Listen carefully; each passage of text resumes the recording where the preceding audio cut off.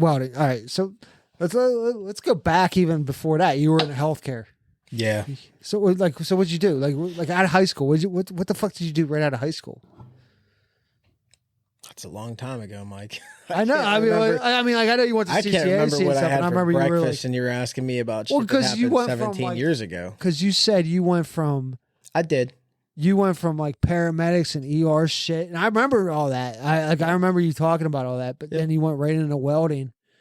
Like, what got you into all that? I mean, just from being like a firefighter and like as far as like paramedics and stuff like that, it just sort of came with it. Like, wait, this is gonna sound so corny, but whatever.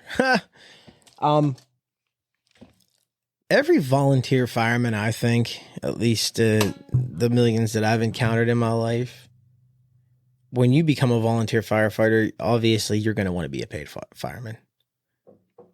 I would imagine that is like a goal. It's normally what everybody ends up. Especially when you start out young. Dream job, everything, whatever you want to call it. That's every volunteer's dream job, in my opinion. I mean, I could be wrong. What do you think about the movie Backdraft? I don't know, man. no, I'm just saying, like, hey, no, man, I mean, like, Kurt Russell's a good actor. That's what I can tell you. Like, so, like, because that came out when we were kids, is what I'm saying. Yeah. Like, when you saw that movie, was that like? No, that wasn't it. No, it was just something I was always around. My dad was around it for forever, man. It was always just something that we were around or familiar with or something like that. My mom was an ER nurse at Jefferson for forever. And so you're just in worked. I mean, it's just something that we've constantly been surrounded with our entire lives. Yeah. So obviously one of me or my brother, and it was me. My brother hates the volunteer fire department. Oh man, he kills me. But yeah, that's what kind of brought me into the whole EMS world. And you know, when you're trying to get hired as a fireman, having EMS experience and certifications most assuredly will help you in that journey. So it was just something that I had some time. You were guided by the right people, like, cause like you. I don't really think, like, honestly, the decisions that I made and all that were kind of my own. No, but I mean, a lot of people gave me shit for it. I never. Hey, not you. No, not you. I mean, none of you guys. I moved. You know, I made my moves. You know, in that and yeah. Dude, I loved how dedicated you were. Like, I was like, sometimes I was just like, always like when you're like a volunteer firefighter and shit, like. When we were so young, like and you were just like into it. And I'm like, why are you not more into partying? Like, you know what I mean? Because like we would always, but not. I guess I could say I was jealous in a way because like you had something. You were like, dude, you were doing something. Because here's a quick story. Here's the story I was going to say earlier about what my mom remembers, and I don't know how she remembers it. But we were like a little bit older. We were past the milkshake maker or whatever, or ice. The snow cone maker snow story. Cone maker. We're probably about like 19. I was still in. I was in Triangle Tech because I remember the one house we lived in the Dirty Duke. And, down the bottom, below the barbershop. Nah. Oh. Yeah, I don't know. I don't remember. I don't know. I could get us there right now. What? I just don't remember the street names, dude. I could drive. I could get us in my truck and drive us right there, right now. But I don't remember any of the street names. So we were in there, and you parked on a fucking gravel, like there's like a paved road and a paved road down here, and like the road, there's a road that went down between it. It was like gravel. It's like the only fucking gravel road in Duquesne. And you were parked in it, and we were all hanging out on a porch, and we were all drinking and shit. My mom. she wasn't drinking with us, but she was like in the house or something or whatever. So, and you got a fucking call on your fucking thing, and you were like, "I'm out, bye." You fucking just dropped the conversation. You said, "Fuck you, I'm out." And you said, "There's something happening where somebody needs me right now, and I'm fucking leaving this." Because I mean, we weren't having a party. It wasn't like No, we were having a couple beers on the porch. yeah. And you fucking said, "Fuck it, I'm out," and you booked off so fast you fell right down them fucking steps. But here's the thing: man. you fell down the steps, but you got up like without skipping a beat, and you sprinted to your fucking truck, and then you did a burnout in the gravel until you realized you had to just let off the gas a little bit, and then you fucking take off. We were still young. We didn't have the traction control. Back then, Yeah. We didn't have all that. This is way before traction control. And we had older vehicles, and it was already out. Yeah. And then you took off, man. And I just remember that, and I'm pretty sure whoever was there remembers that night.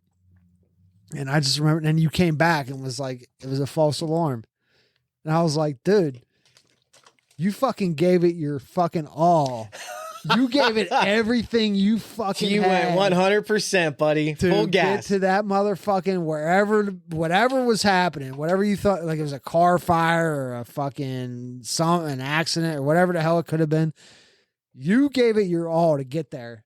And like, I saw it all. I saw your fucking initial, you got that fucking thing on your hip and you looked at it and you said, "I'm fucking gone." And you looked at it and you sprinted. Gone. And you fell off the, like, I mean, like you didn't even, like you could have broke your fucking leg. I don't even think you would have gave a fuck. You would have kept going. You would have like, "I'm getting that truck. I'm going to get to that fucking place." Like, dude. And I think my mom must have been walking past the fucking window or something or something. And she's seen that. Cause she remembers it. Like it's weird how she remembers it. Cause she talked about it. I think after I went to your son's thing. Yeah. And she, I don't know if she was with us or not, but she said something about like, remember that night when he was at the house and then like, I think she heard you like peeling out or something. She remembered it. Like she brought it up that night. Like, you know, God. and I'm like, holy fuck. Like, yeah, I do remember that. And, dude, that wasn't like, I remember one time we were going to our one buddy's house or our buddy's, now it's his father-in-law's house, which is no longer there, dude, to 43. I parked and I was waiting for you to show up. And then next thing you know, I seen your fucking lights on your truck fucking going past. Like some, like, cause it was like kind of late at night and and we were looking for something to do and I pulled into the lot and I was waiting for you. And the next thing you know, I seen you fucking doing, well, See ya. Yeah, with the lights on. And then you came back, like you came back and there was another false alarm. But I mean, whatever, dude. Like I always gave you credit, dude. That's fucking nuts. There was a lot of things that I did at a young age in the fire service. Well, you're young and you're eager to get it, but fuck, dude. At least you're eager to get something. I mean, like you gave it all to that. I mean, like. Dude, like, what did I do? I fucking sat there and kept drinking. So, that's your prerogative. It was my prerogative to jump up out of the middle of a social gathering. To go risk your life to help someone. Oh, fuck. What the fuck? I was supposed to bring this out a minute ago. What is it? It's a fucking newspaper, Joe. Newspaper? Jesus Christ, what am I doing? I was supposed to bring this out at the beginning, but it didn't go the way I thought in the beginning. Here. What is it? West Smithville, number 3 Volunteer Fire Department. Assistant Chief Joe Hlasnick, Chief Steve Schwab, and Firefighter Shane Off prepare to cut through the roof during Monday's blaze at 17 or whatever the address. Blah blah blah blah blah.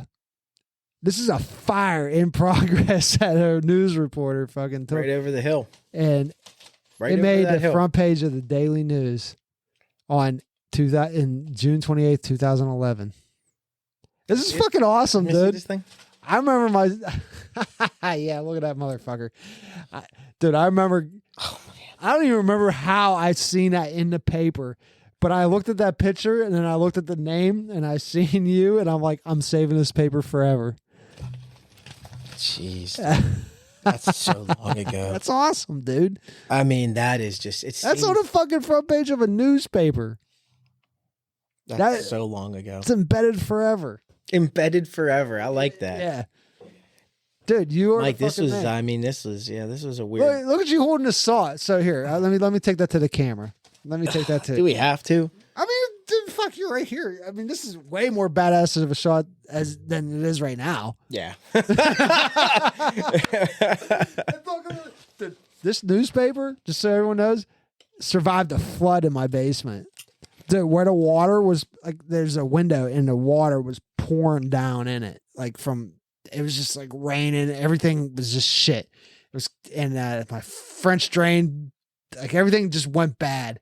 And I had all this water coming in from a basement window, and I had all this stuff I've been saving. And this paper was one of them. I was like, I'm gonna pull it out one day. I want to show Joe. I'm gonna keep it. Yeah, I'm gonna show this motherfucker. Oh, dude. So, dude, all the water was coming out, and then like I had like a box with like it had, here I'll tell you, it had this paper in it. It had Gideon's like funeral stuff. Obituary. Yeah, obituary, and it had like all my.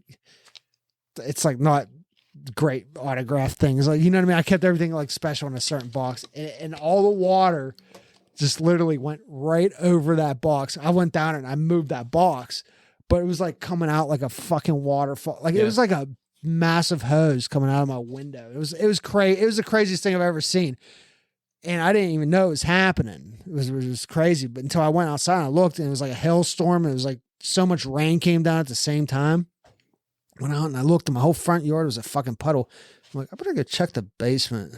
Check the flood. Yeah. And I'm like, and I went, and because I have window wells and stuff. And I went, and I like all the window wells were just flooded over, and the windows were just popping out water. And I'm like, holy fuck. And then this box was just right underneath the window, and I think your paper, this paper was right on the very top. That's crazy, dude. Did you save that? Yeah, I fucking saved it. As you, buddy. So I'm gonna show the fucking real your picture. Man, what a saw! It's badass, dude. Oh goodness! Look at that guy. He's holding the saw. He's right there. Not too. I don't know what he saved that day, but he saved something. We cut a hole in the roof. Huh? Cut a hole in the roof. Big 6x6 hole. What was inside? Fire. Did you put it out? No. Guys inside did. We cut the hole. All right. Well, what did it benefit? It benefited. Do I got to do this? Do you want me to do this? Yeah, because what if there's some kid who wants to be a fucking firefighter out there listening to this? So you go to a roof to cut a hole in the so that's a townhouse. Oh, is that like over by? It's across the road there, behind the church. Oh! I know where exactly. Down that behind the church, that road on like the other end of my street. The townhouses. Okay. Over there. Yeah. I got on you. the other side of. There. Yeah. I got you. You know where I'm at. Yeah, I know where you're at. Yeah, what happens is a lot of those attic spaces are common all the way across from one end of the townhomes to the other. And fire will get up in there, and obviously it's going to go up and across. So basically what that does is it allows it to vent through that hole so it doesn't spread to the other sections of the roof line or the other townhomes. So that's why we did it. Huh. So. Call it a necessary evil. No, that's cool. That's awesome. That's awesome that you guys were able to do that because, yeah, they do share a it's like I used to wire up a lot of townhouses, and I remember like the firewalls and like you weren't allowed to penetrate them. Like you weren't allowed to do shit to them. No, you're not. Like and then that's fine. Like that's fine with me, and I get it. And because I grew up in a townhouse with my mom, which you knew me from, like, and I'm pretty sure my neighbor like would just listen to have something to bitch about. She would listen like with a like a glass on the wall or so, you know what I mean? Like they hear what kind of get what dirt you get. At least I thought that like that because she was always like yelling at us and stuff. We lived there for so long, and this lady was so mean. I remember my neighbor; she was so mean. She had a dog. Commonplace Karen. Yeah. She was the Karen. She was like the president. Karens didn't exist back then. But, she was like the president of the community or whatever the hell it is. Like, good Lord. You know how you have them, the prince or the Homeowners Association? Yeah, homeowners association. That's exactly what she was. She was like one of the leaders, and she would always say, like, she said one time my mom put something decorative out in front of the townhouse, and she came over and said something. You cannot put that there because when they cut the grass, they will not cut around that, and they will just do. I don't even know what the fuck what she put out. It was like probably one of them old flags or something with the like welcome or One something. thing I've learned about people is if people just learn to mind their own business, They won't get a dozen flamingos in the front of the fucking yard in all the non-common places. Because that's exactly what I did. you're pretty sick, huh? Oh, dude, I got ways. A dozen flamingos, huh? Well, I don't know if it was a dozen. No, because I can't rent out. Like I wasn't of age to. Like I couldn't afford a dozen flamingos, like yard ornaments. I was able to. Somehow we accumulated. Me and my mom accumulated a bunch of them, like 4 or 5 of them. But that's all it takes to piss off someone like that. Like to just drive them to the fucking wall, like because they can't do nothing. Like we would put them like so. The front yard of that place, you've seen it was like 10 by 10. It was a front yard, like it was like it was a townhouse, Small parcel. and it had a tree in the front. Mhm.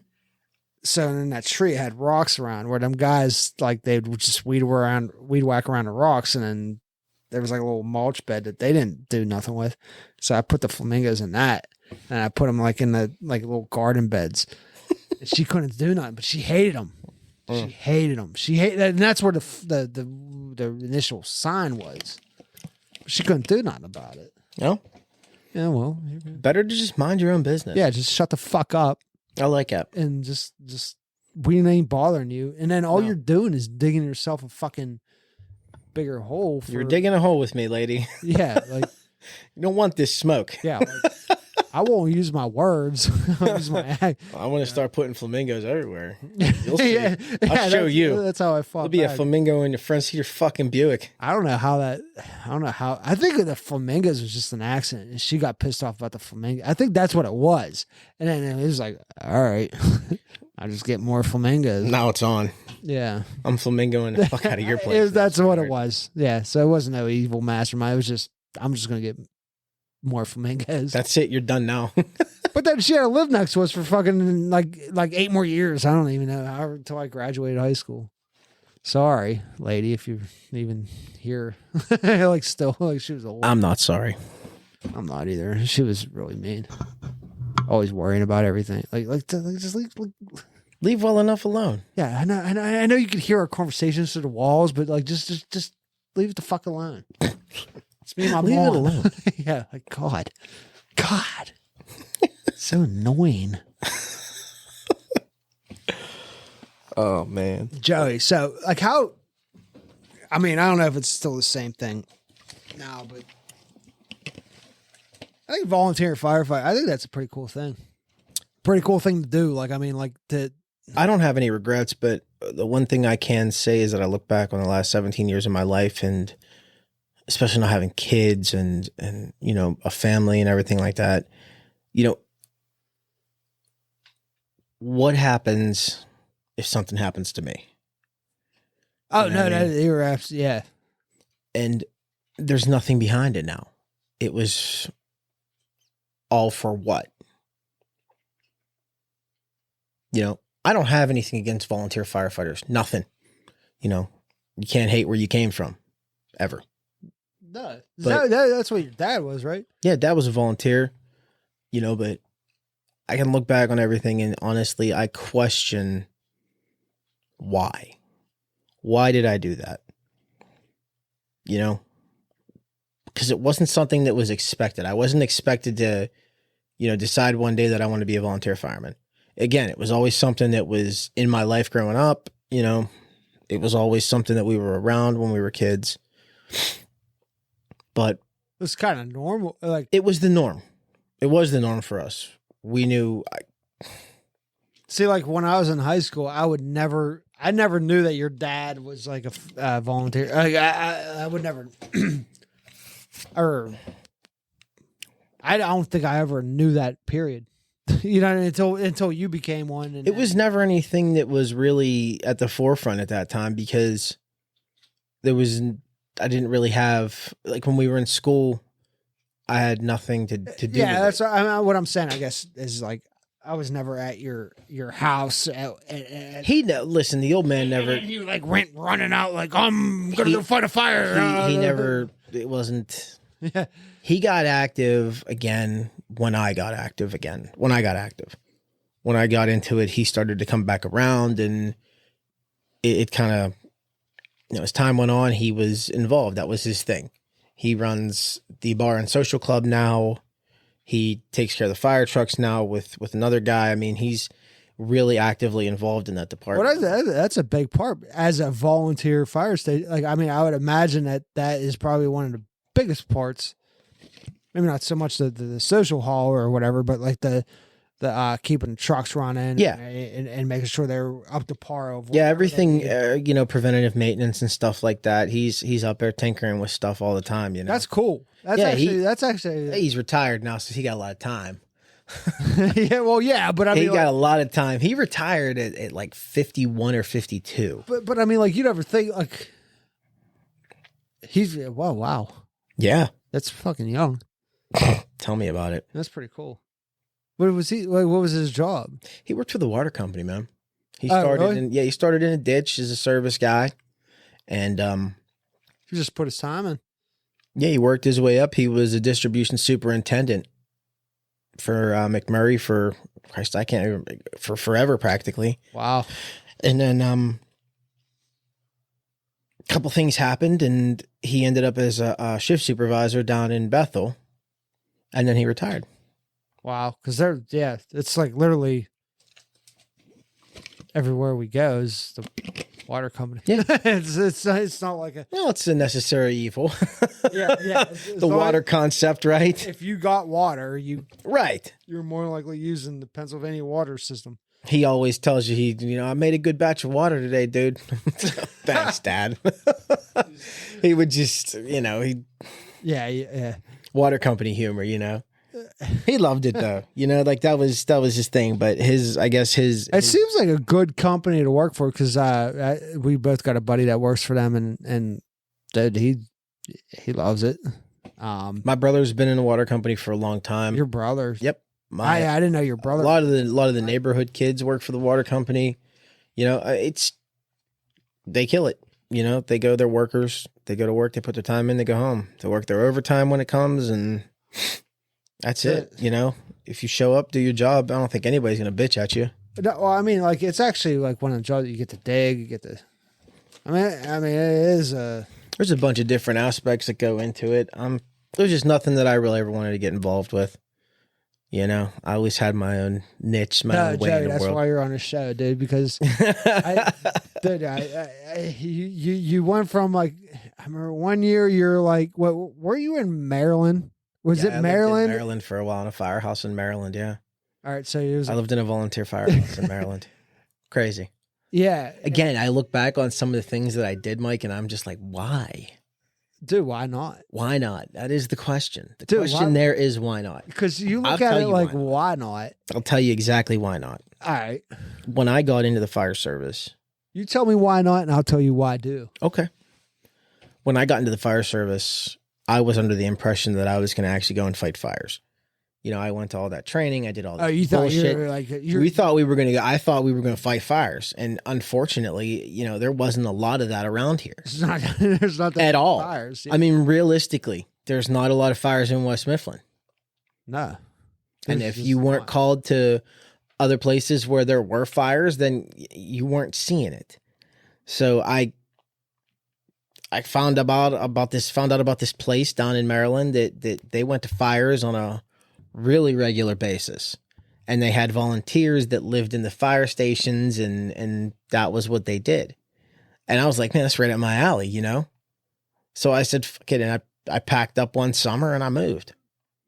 I just packed up one summer and left, man, and I moved into the firehouse, and I ran a bunch of fire, and I got a lot of experience and gained a lot of knowledge, and was it what it said it was? Oh, it was that and then some. Really? Yeah. fucking Like just bad. right outside of Washington, D.C. Like it was, I'm not going to say like it was like the Wild West or anything like that, but it was, I mean, you saw a lot of things. You were exposed to a lot of things down there that you would not be exposed to up here. And that was what I was looking for. I was looking for, you know, to put the stuff that I had learned into practice. You know what I mean? Yeah. It was not, you know, I didn't, you know, go to all that training to go to fire alarms at, you know, commercial buildings in West Mifflin or, you know, all these other BS things that they did. You know, When I saw to fight you fire. driving around, and I'm like, dude, I give you like so much respect for doing that, or like not, like because like there might be nights like you weren't drinking because you were just waiting for that call, Yeah, or something. And we were all getting hammered, and dedication's you're always there. Yeah. You know, if you're not dedicated to something like that, I mean, hey, whatever. No, know? you did it, And that's what it was. But again, I look back and I'm just like, what was the end game? What's your end game in all this? Because realistically, at the end of it, the only thing that you get is just self-satisfaction. Yeah. I wasn't bringing home a paycheck for it. I'm risking my life. Down Maryland? Yeah, there was no paycheck there. That was Well, volunteer. what the fuck were you doing for money? I was a lifeguard. Really? Yeah. That's the hardest job. Dude, that's just... Dude, I'm telling you, my life is I'll a wreck. give you a story about lifeguard right here in a minute, but like... Weren't you a lifeguard at Kennywood Sandcastle? No. It was a thing. Yeah, yes. We'll get to that.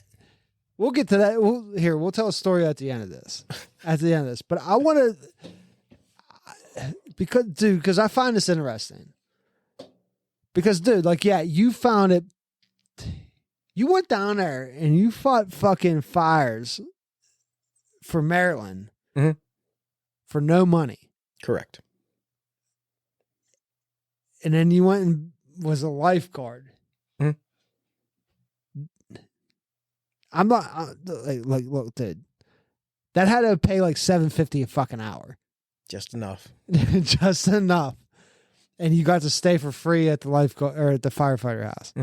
Okay. It's making sense now. So you got free room and board. Right. Places made like money. that attract a certain type of person. Okay. But I get it now. And I get it. I think there are people in the world that legitimately want to go and they want to go to these calls. They want to see these incidents and they're willing to do what I did. Pick up one summer and you leave, you know? Well, it's not fucking psychotic. It's fucking, dude, you want to help. You want to provide a service. You want to get as much experience. Not everybody's going to do what you did. Not a lot of people have. Not a lot of people will. Why? No. Why would they? Why would they go fucking... I remember when you told me that, and I'm thinking like you went down there as a firefighter, like you went to the city of Pittsburgh and you started fire. Like no, you went to fucking the Maryland. Like look at that fucking camera. Like, this is a big episode. Like this is like some fucking crazy shit. This is some cool shit. This is great shit. All right. So you went to fucking Maryland for free. With no fucking money intended. Like you didn't give a fuck. No, if it would have been up to me, I probably wouldn't have worked. I wanted to fucking I would have sat fires. in that fire station all day, every day. I wanted to see every call. You know what you know what the other end of that is, right? No, it's they're called who the fucking dudes that fucking light fires for fun? What are they called? Arsonists. Yeah, that's the other end of the spectrum. Hey, you went down, you went and found where the motherfuckers are lighting fires. He said, I want to learn how to fucking fight fires. I want to see some action. I want to learn more. I want to do more. I want to be more. I want to do something. And you know what? I don't give a fuck how much I get paid for it. I don't want nothing. No, I just wanted give me room and board. I wanted to learn. Yeah, I want to learn. Give me a fucking place to sleep. I'll go do whatever the fuck I got to do, which is lifeguarding, which is the biggest bitch in the world to fucking pass a test for. Like, I'd rather pass a firefighter's test than a lifeguard test. But anyways, and then fucking you did all that just for the experience. How long did you do that for? I lived in there for a while, and then Like how many? Like was it a year? roundabout. Yeah. Okay. And then when I moved back time. home, I would go down there for weekends, like long weekends, weeks, whatever, you know. I don't remember cause like I remember like talking to you here and there, and I'm like, cause like we kind of like it wasn't like we split ways. It was just like Everybody had their own things that they had to do. you kind of had your own paths and stuff, right? But you had your fucking path, dude, and that's what I loved about you the whole fucking like our whole lives, like. No matter what shit show I was doing, because I was always in a fucking shit show when I was That's young. not true. No, when I was young, I was dumb, dude. I was super dumb. You always had a fucking goal. You know what I mean? Like you always did. Like it didn't matter. Like you were doing that. You're a volunteer firefighter, dude. I'm gonna be honest with you. I followed the dopamine. That's all that was. No, that's fine. But dude, like you know, think about. All right. Dude, there's dudes out here right now. They're listening. Dude, we're worldwide right now, Joe. Prestige. Prestige. Not saying the whole world's listening. I'm just saying we have the potential to be worldwide. You went out and volunteered your fucking time. No, you didn't just volunteer your time. You volunteered your life. You went and fought fires. It wasn't like you. Okay, so yeah, let's say it is a dopamine. You went and did it for free though. You have to make a living while you do it.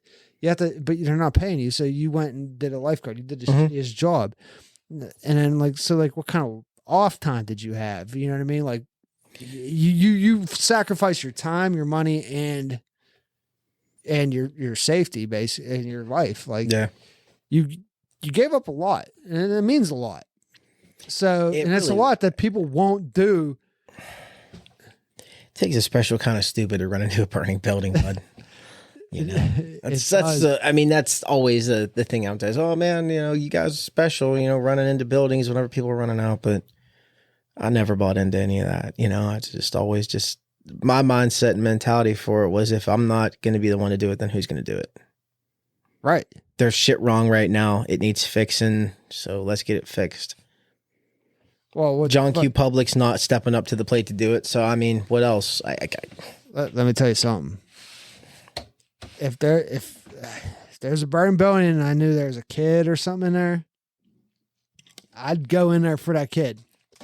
Absolutely. Or that person or whatever. I'd try my hardest. You know what I mean? I mean, I'm sure there's a degree where you're saying like, I can't go no more or something like that or whatever. Like, I'm not saying that. Yeah, sometimes it just gets too unsafe. My balls are only so big. Like I didn't see what you've seen. You know what I mean? Like I don't know. Like I have no clue. I have no clue what I would do.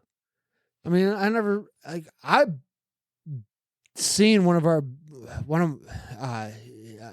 he's my best friend. He was my best man at my wedding. His parents' house burned down. I was there that day. He came and he was like, I think there's something going on. And he came and picked me up, and I went with him to his house, his parents' house burning down. And okay, so was it local? Yeah, it was local. I'll tell you who it was.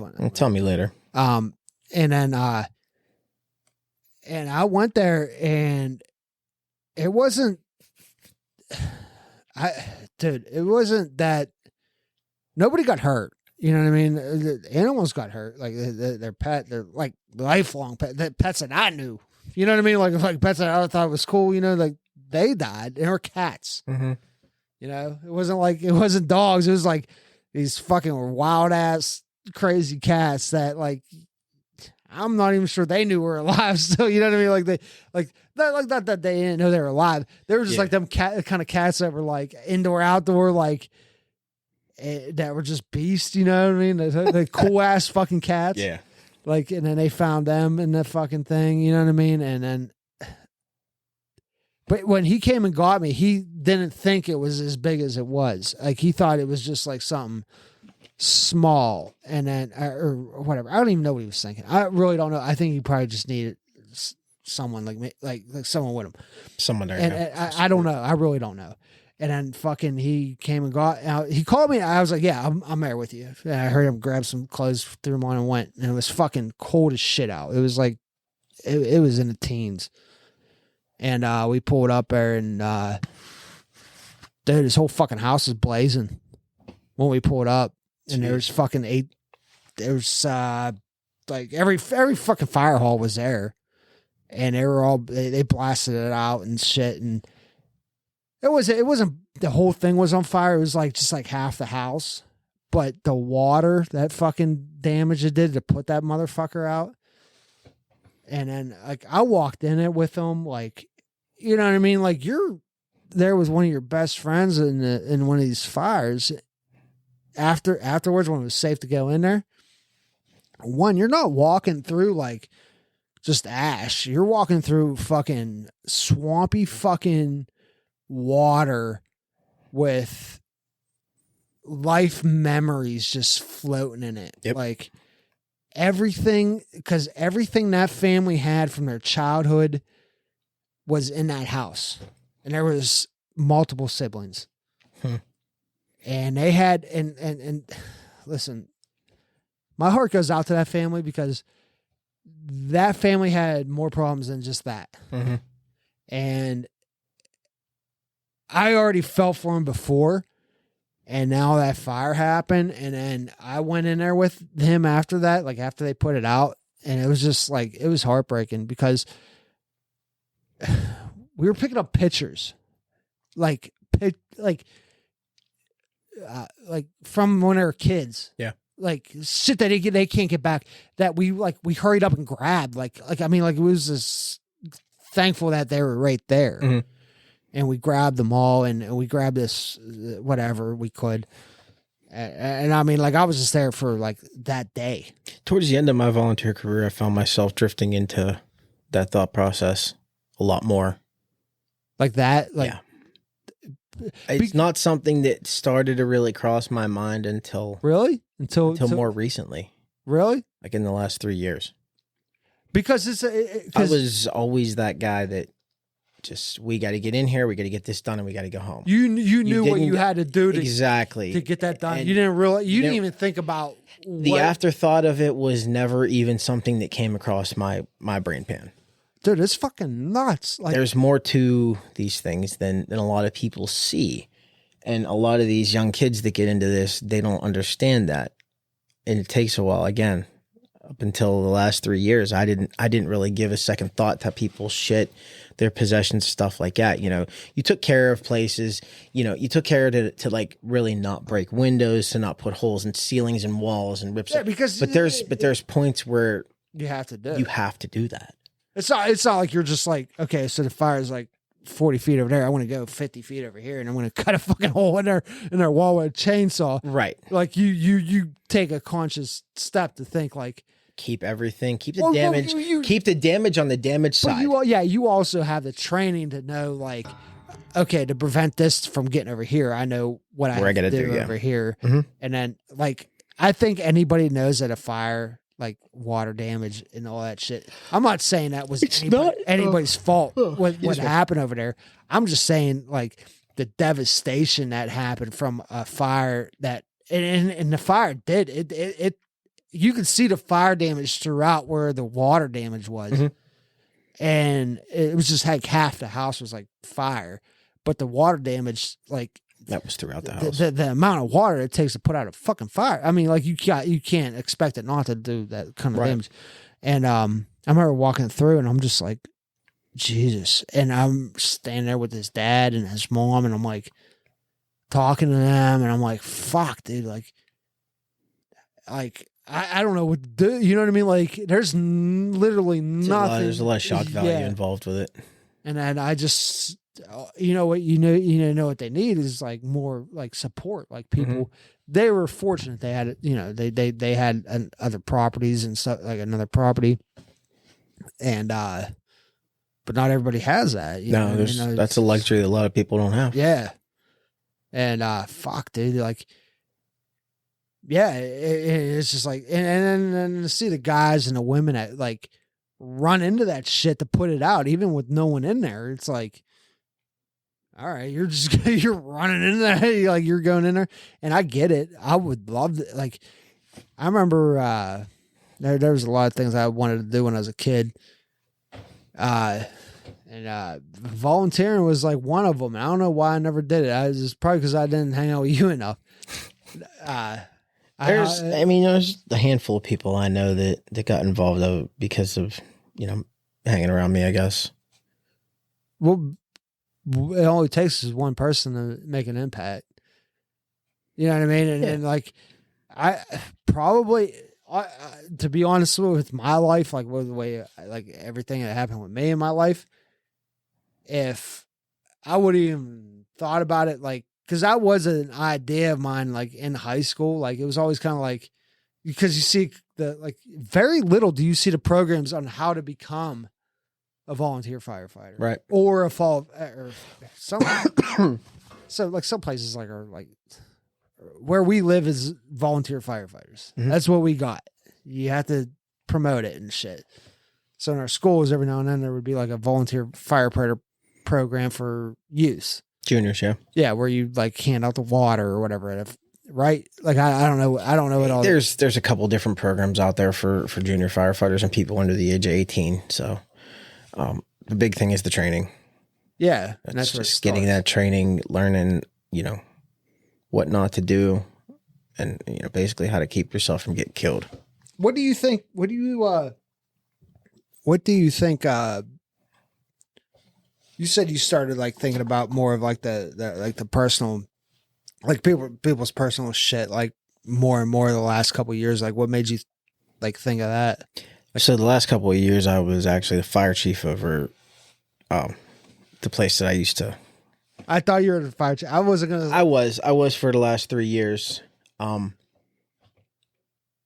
biggest point that I think it kind of changed for me was when I had a family, like when my daughter was born. You start to see things a little bit different. Your perspective on things changes. I think it has to change at that point, because now it's not just about you and your little flaming shit. It's everybody's flaming shit. You're not worried about just your own bullshit. You have to worry about your wife's bullshit, your daughter's bullshit, problems, solutions, bills, this, that, the other thing. You understand the hard work that goes into making a house a home, the effort that's paid, through hard work to pay the house note, to keep the lights on, to keep the food in the fridge. You know what I mean? Oh yeah. And that is all, you watch that from an outside perspective and you see it's gone in an instant in some cases, and in worst case scenario, people being gone, people dying in fires and shit like that.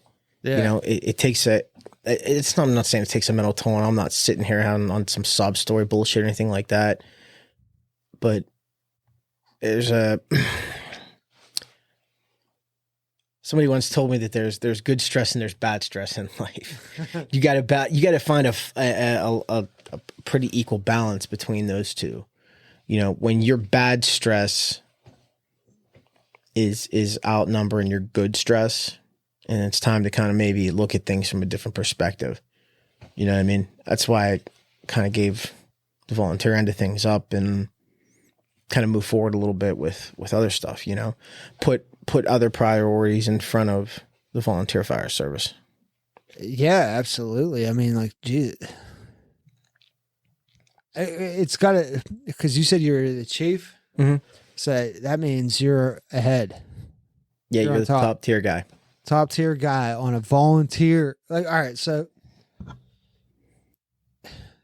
is it just you like on a volunteer? I'm trying to think, like, okay, so volunteer means you're a volunteer. Mm-hmm. You're dedicating your time. Mm-hmm. Are you the only chief? Like, there's not like another guy that like, so if you're not available, different places or they have different, no, there's line officers for the fire department. At the head of the table is the chief, top tier guy, the head leader, administrative officer, kind of balances the administrative stuff with the operational stuff. A lot of places will have 2 assistant fire chiefs, a deputy and an assistant chief, something like that. Below that normally is a captain and then 1 or 2 lieutenants. So you're never by yourself. It's not just all the stress and all the bullshit on your shoulders. You got guys that you. There's other people below you that are qualified, you know, that have been in the game a while that can make the decisions when you're not there. Right, right. You know, and then there's you know, there has to be more than just one. One person can't take on that whole process. No. I just didn't like, you know, how there's like shifts. Like, all right, so you got like maybe like this guy at the same rank as this guy. Like it's just like night and day, like night shift, day shift. Yep. Like, okay, so like, okay, Joey's not able to get here. Like this guy is the guy. Right. Like, if I'm not there, then the guy below me is in charge. If he's not there, then it just moves all the way down the line. Right. So like, how does, dude, I got questions like so we should start out like this because it says story time with my fucking knockout thing. But, how do you, all right. So like, so that's all I always wonder. Like, what if you don't make it to a call? Like, let's say like you're working or is it just automatically is it just automatically like the ranks go down to the next guy and the next guy and the next guy or? So like they need you and then like you're at work and you can't get to your family. You hope that, you know, this is again, the volunteer concept. You hope that somebody else is available to respond to that call. Yeah. That takes a lot of people with a lot of dedication. Mm-hmm. Because like, what's saying, like, I'm not sitting here with this fucking bottle of whiskey and I'm like here and I'm talking to you and I get a fucking phone call and I'm just like, fuck it. Then, you know what I mean? Like, I can't do it. Can't do it. You know what I mean? Because you got guys like that. It'll be like, well, hey, so-and-so got it. Yeah. You know what I mean? But I'm sure that there's a lot more. Thing. You can't, and that's where a lot of people. Where a lot of the you know the mishaps go on. You have people that don't know how to balance the firehouse stuff and the personal stuff. Yeah. Me, I always had hobbies outside of the fire station. You know what I mean? Yeah. Hunting, fishing, camping, you know, snowboarding, football, hockey, whatever. Something that's going to distract me for a little while from what's going on over here. Yeah, right. You know what I mean? You can't, I don't think that a person should have to dedicate all of their free time to that one thing. I don't think it makes you, I was never going to be that guy that could sit, you know, I always did me and accommodated the fire station stuff along with it. Right. Is kind of the best way I can put it. No, you did. You definitely did. I had fun, but you know, I made it a point to keep that responsibility and that dedication. You did a good job. You did a really good job. I think I like to think that I balanced everything to the best of my abilities and tried to keep everything on. You definitely did. Considering the people you hung out with, which wasn't bad people. No, not one person. I'm not saying that we were all like these like gangbanger. We weren't sitting around with bandits. No, we were just regular teenage kids, just hanging out, doing teenage things. And then Joey would be like this guy that would just like a fire call would happen. He was just always out, and he was always responsible. Like he you wondered like, why is this dude drinking? Because he's just waiting for that fucking pager to go off, and then you'd see him just sprint. You'd hear that fucking thing go off, and you'd just see him sprint, and he'd go off. And it's just like, and then I don't think you appreciate it until you're older. I mean, honestly, because when you're young, mindset, you're like, well, your mind changes. Because unless you're like fucking 19 and you went through it, You don't see things. You don't concern yourself with how the fuck do you know? You know what I mean? Like to set your head. It was what I knew. That was what I knew. Yeah. That was what I was around a good portion of my life. Like I said, you know, that was just something that I always said I would get around to doing when I was older. and had, I wasn't going to spend my time in high school being a junior fireman, You're gonna placating and counting down the days till I turned 18 so I could go into a burning building. Yeah. No, man. When I was in school, I played football. I played hockey. I went out. I partied. I had a good time. I lived. You remember riding up to your camp listening to la la la la la la la la la. Oh my God. What's his name? Stagger Lee. Stagger Lee, man. I do remember it. We listened to that song fucking. Well, guess what? So my daughter's name, la la la la la is Layla. La, la, la. So when she was born, I'd sit there and say la la la la la la la la la la lay la or something like that, whatever. Oh, buddy, dude, I love that. And every time I do it, I just sit there and think about us just driving up to that camp and shit, and just doing because that was a song I was in. We're at that still time. up there, man. Well, down there, it's it's down south, but still there, man. Oh, you still got that camp? Yeah, dude. Like it's still your parents? Like Yep. they didn't they didn't hand it over to you yet? No, I'm actually my wife and I have been talking about looking for. We're probably going to end up with a nice travel trailer up in Erie because I spend a lot of time up there the last couple of years, Mike, and it just doesn't make any sense for me to keep taking these day trips when I could just invest in something that everybody can enjoy. Oh yeah. You know what I mean? It's not, again, perspective and things and prerogative always changes with time. And again, family, and I can't say that I don't like being away from my family sometimes. You get a break from the rigmarole of being a dad and a husband and shit like that and going fishing with that. But like after a while, you start to get bummed out, man, because it's like, Yeah. I want to teach my daughter how to do this. One of these days, when Luca gets old enough and such, I want to teach him how to do this, Yeah, right. And it sucks being up there, I mean, I got my fishing buddies, don't get me wrong.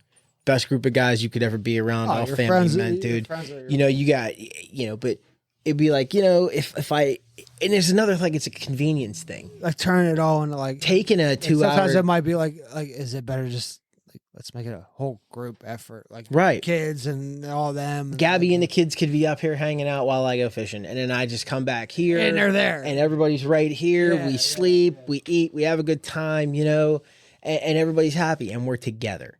Yeah. That's my big thing these days, man, is just Should have brought them trying. all in here. We could have had them all right here while because I get it. You're not ready for that kind of noise, man.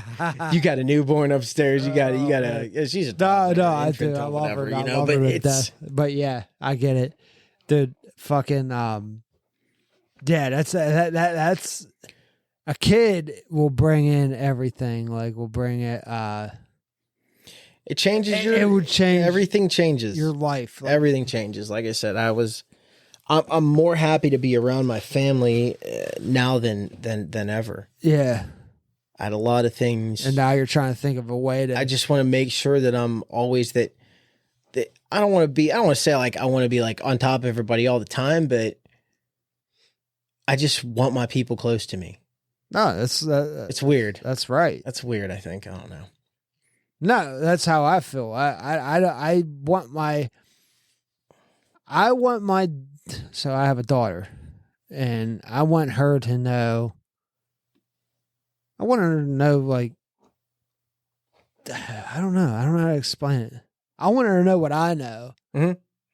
but I also want her to know, like, everything her mom knows. You know what I mean? Like, I want her to know every world. I want her to know, like how to defend herself, how to hunt, how to Mhm. fish. I wanted her to know, like, how to The gut a fish. experience. I I want that experience with her. Yeah. The same experience as you had. yeah. But, mean, but really- most girls don't have. Right.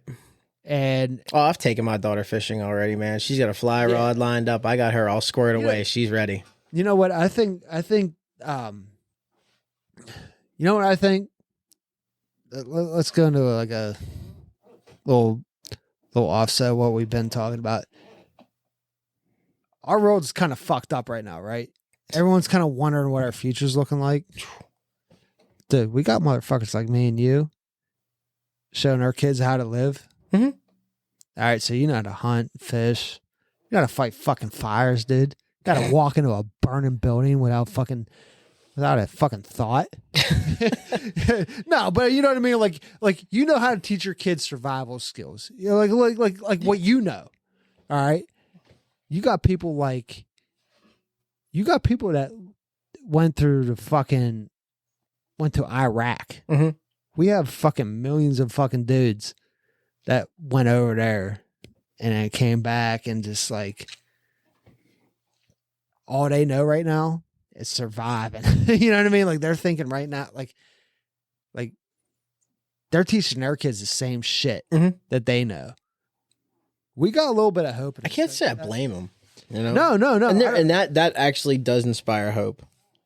It should at least. No, I'm saying like right now, like dudes that seen some shit and they're listening to all the bullshit that's being spewed out right now from the other side.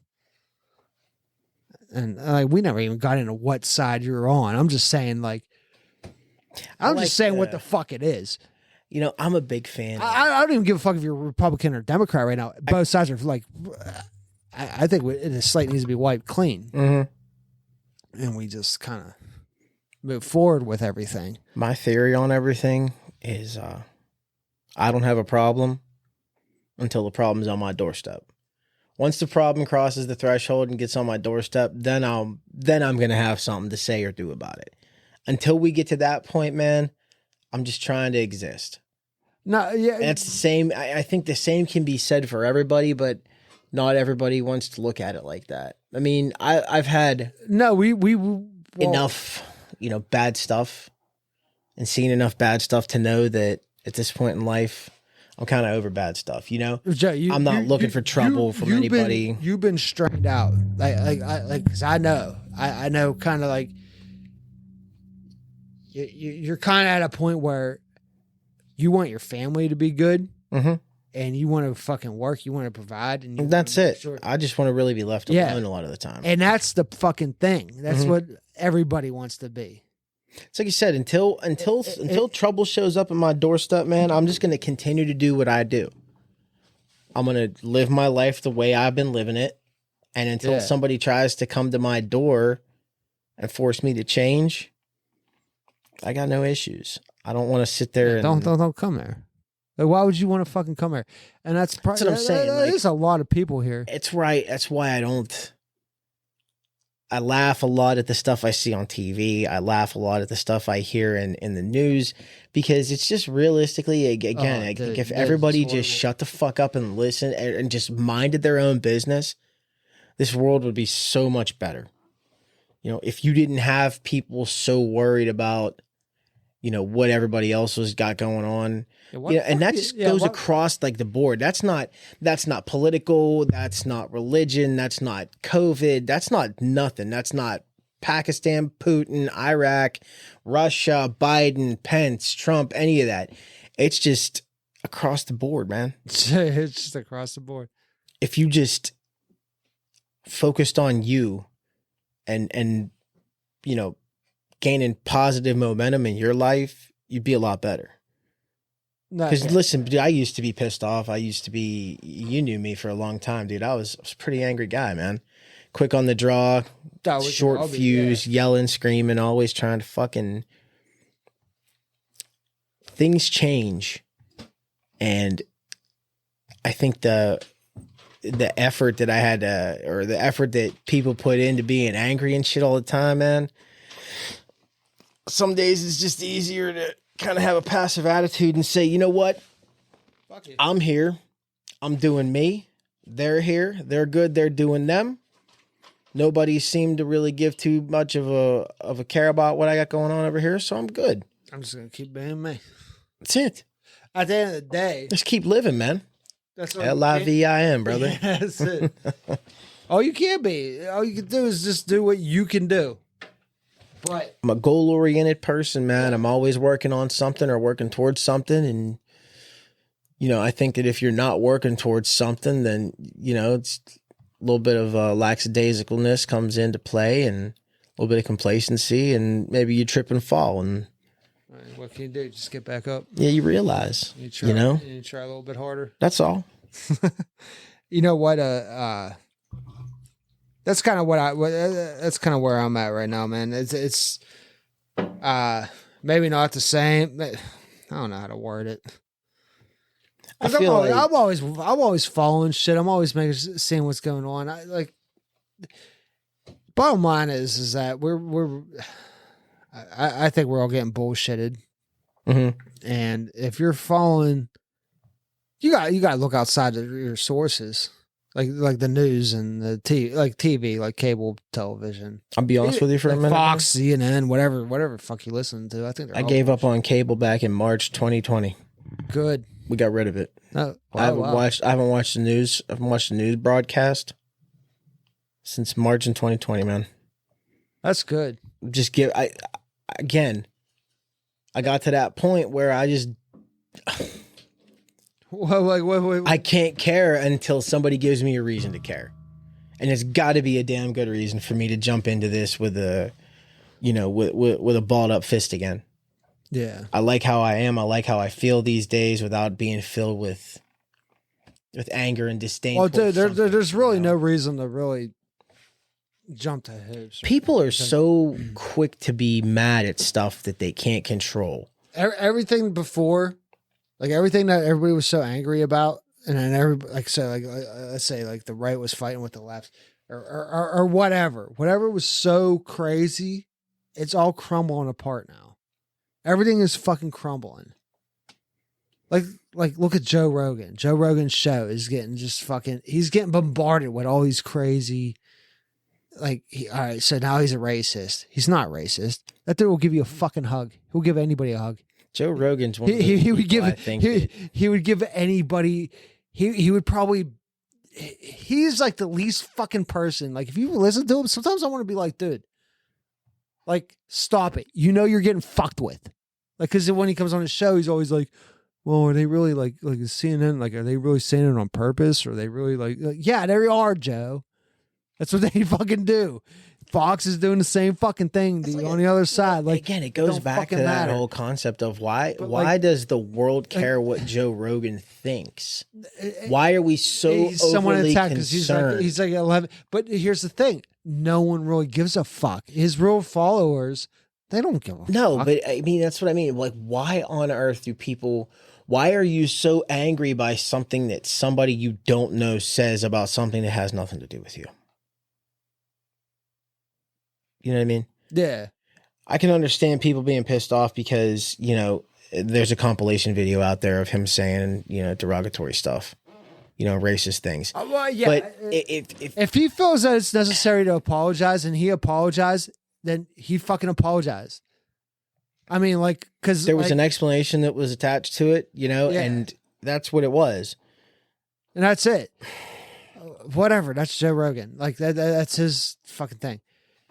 Here's the deal with it is that I don't even give a fuck about Joe Rogan. No.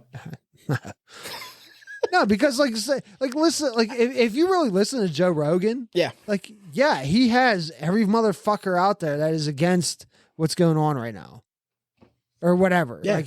Or they have a different thought, and he brings in other different views and this and that, and then we have to fucking talk about. We have to talk about this. Here, let's talk. If you ever listen to Hannity, you ever listen to like Sean Hannity, he's always like, I'm not a doctor.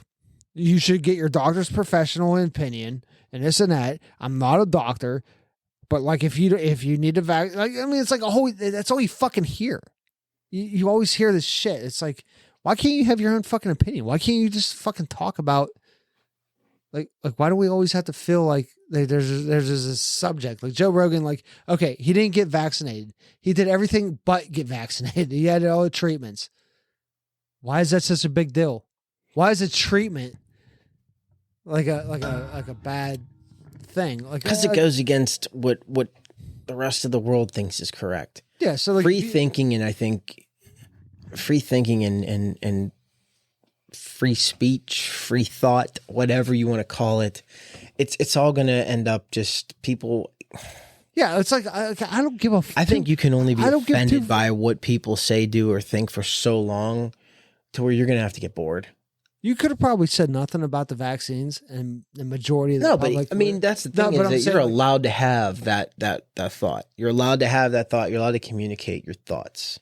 Yeah, but I mean, I'm just saying, like, let's just say all this was like just whatever, like the flu. You know what I mean?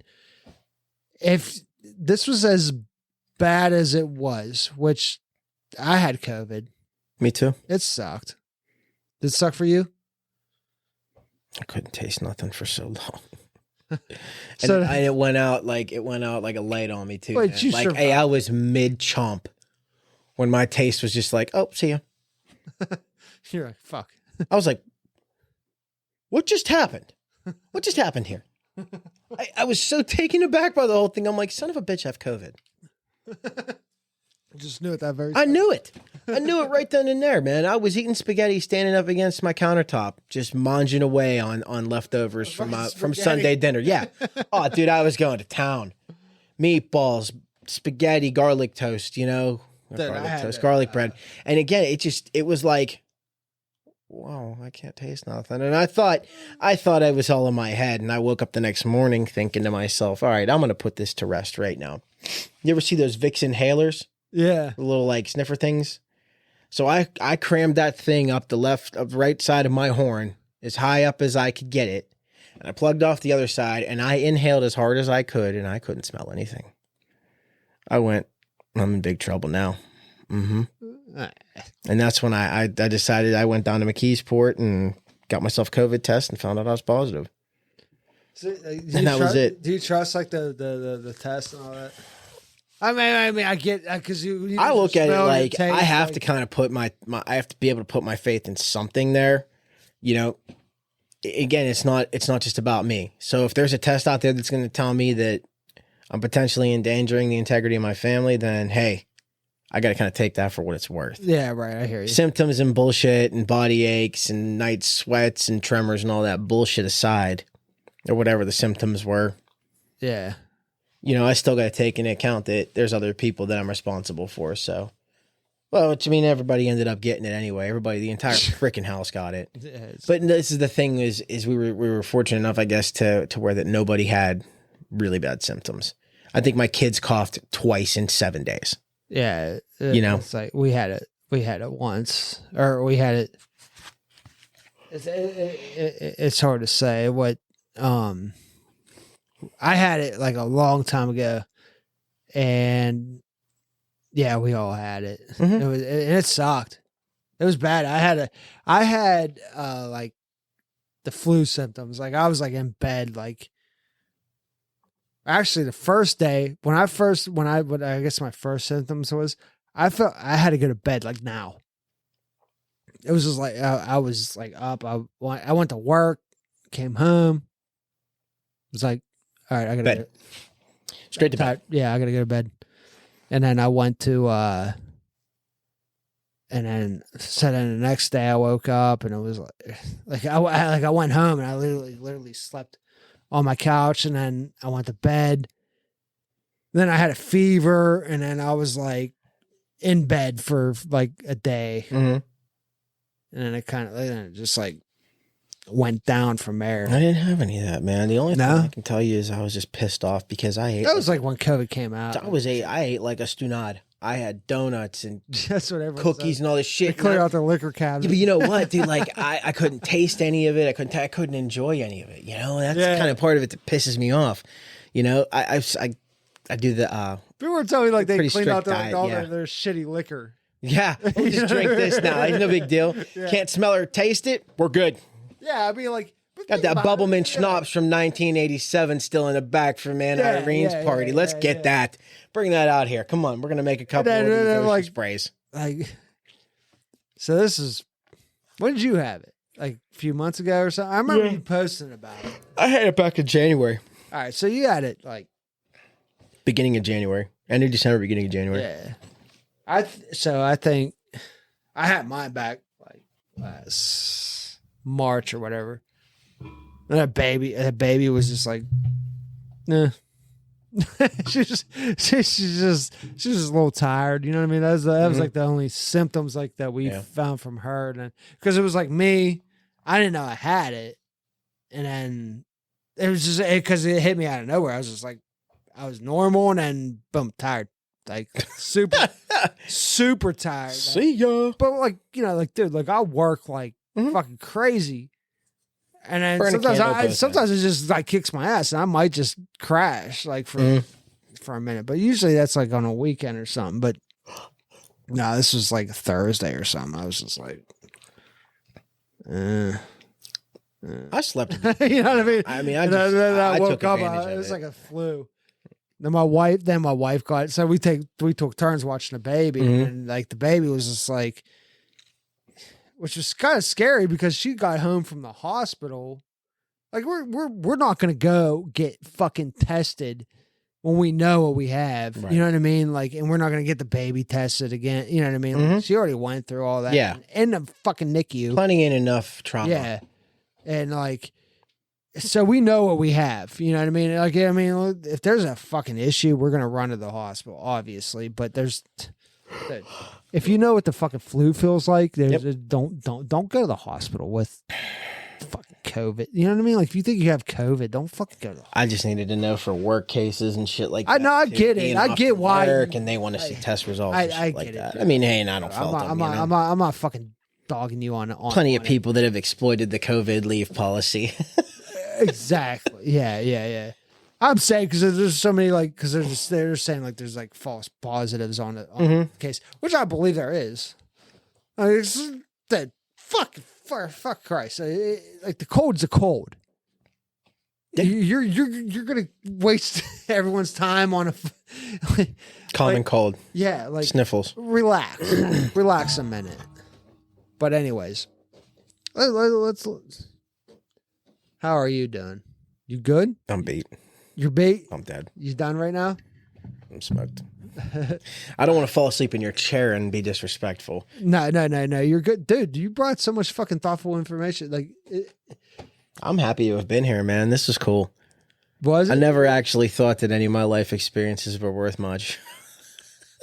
What the fuck are you talking about, dude? Yeah, hell yeah, dude. Yeah, well, like I said, man, things as time changes and life changes, you have to change with it.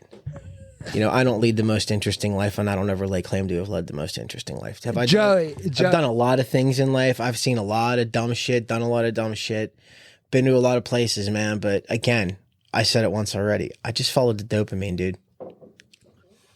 That's it. What, chasing fires? No, just everything in general.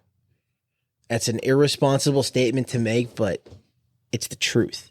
All right, all right. I'm not letting you fall asleep for a second. All right, so you're chasing the dopamine. Yeah.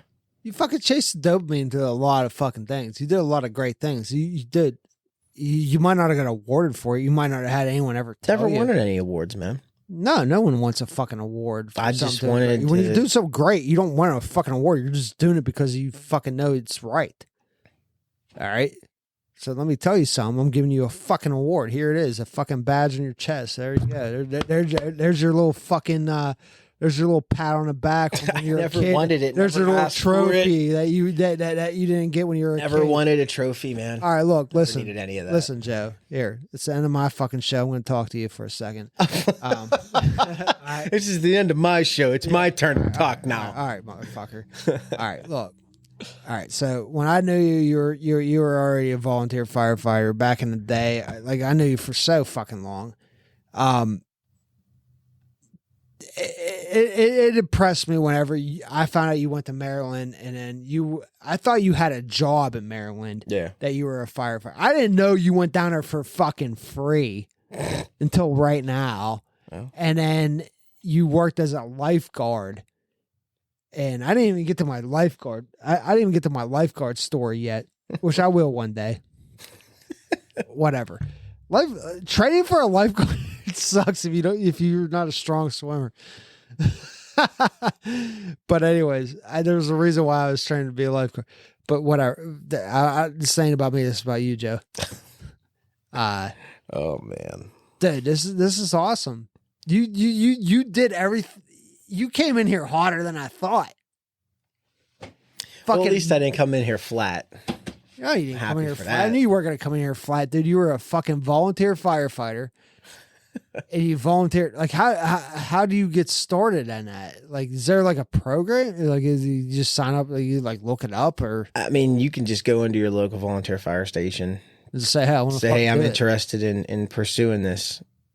How do I get started? Does it matter what your age is? The cutoff to join, I believe, is 14 years old for a junior. And then as time goes on, once you reach the age of 18, you're pretty much cleared by the state of Pennsylvania's labor laws to participate in fire suppression vehicle rescue, things like that. So I could go in as like a 37-year-old man. If you wanted. I want to fucking help out this community. If you wanted to do that, yeah, absolutely. So I just might, just to show that I can. You'd have to shave your beard. Yeah, I know. It's not going to happen. Nah, that's all right.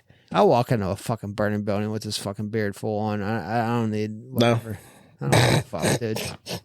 This is my body. Hey, man. It's my choice. It's your temple. No, I'm just kidding. No, look, I get it. I get it. Honestly, I want to volunteer for that. But here's the problem that I have with me. This is me. I have a fucking business. I have a family. Mm-hmm. I have a fucking podcast. There's no time. I have a lot of shit. There's no time. I want to dedicate 100 fucking % to what I do to something. That's why I don't coach. You know what I mean? Like I want to do. No, I can't say that because you're not half in. You're all in. You're always all in. Both feet right into the deep end. Yeah. My poor wife. I love my wife. I love my wife with everything in my heart. She's such a nice lady. I don't know how she's up with you and your dumb shit.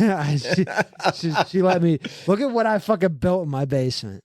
All right, so look, the chaotic grind. I love my wife. All right, I love my wife, and she's like, like I have a business that I fucking put a lot into. And then I start a fucking podcast where on my free time I have my buddies come in and we do this shit. But you know what? It's the benefit for the good. Yeah. And tonight you did that. Hey, I appreciate you, man. Joey. All right, we talked about welding. We talked about everything. Humbled in my life, we talked man. about everything. But then at the end, dude, look, listen, dude, you showed it. What the fuck? You like? You did it. There was nothing better to do, Mike. It's another thing I say too. Nothing better to do with my life. Fuck it. What? To volunteer your time to serve others? At that point, yeah. Yeah. Well, what do you do now? I get paid to do it now. You deserve it. Part time, but whatever. It's cool. It's all right. I take it. Full time. I take it. It's good.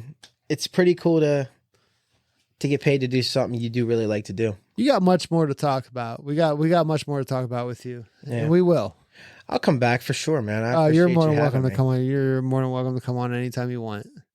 I appreciate you calling me and having me out, man. This is cool. Let's end this out, man. You got Instagram? You do shit on Instagram? No, man. I'm good. Or whatever fucking social media. I don't actually. I mean, I go on social media, you know, just to kind of don't give a shit. I actually use social media to keep track of fishing conditions in Erie, I know, in Erie, in New York, man. That's all I ever do, man. All right, you know. All right, hey, Joey, you're gonna be a part of this podcast, whether you like it or not. But we'll see you later. All right, brother. All right. Good night, everybody. Hey, if you like what you heard and seen, and whatever, if you like what you heard tonight, like, share, follow. We love you. Thank you. And appreciate you listening. And this is probably one of the most productive podcasts I had yet. Thanks for having me, buddy. You're welcome. Thank you.